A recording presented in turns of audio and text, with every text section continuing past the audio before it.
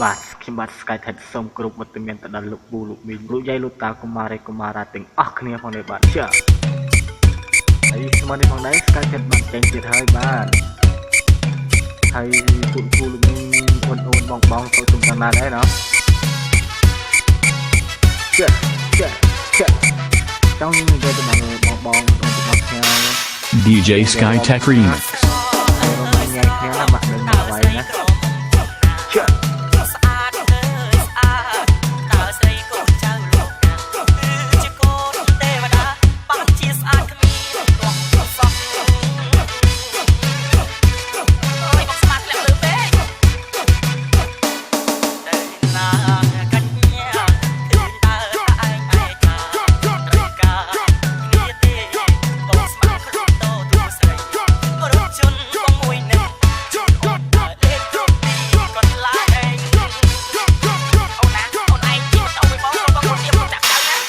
DJ Sky Tech Remix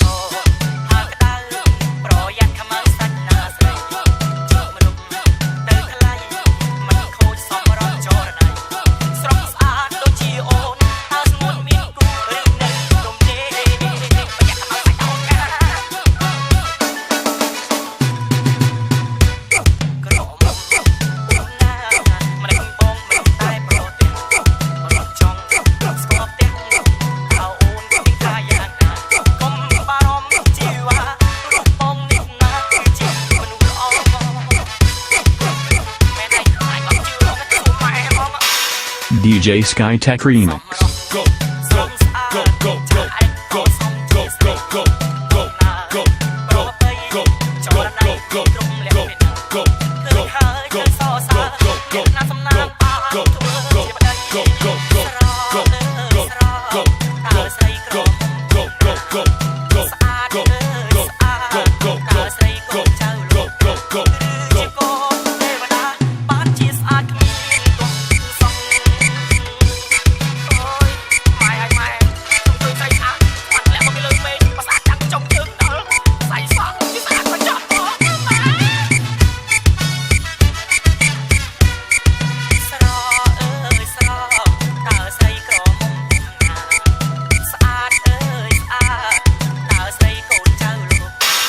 DJ Sky Tech Remix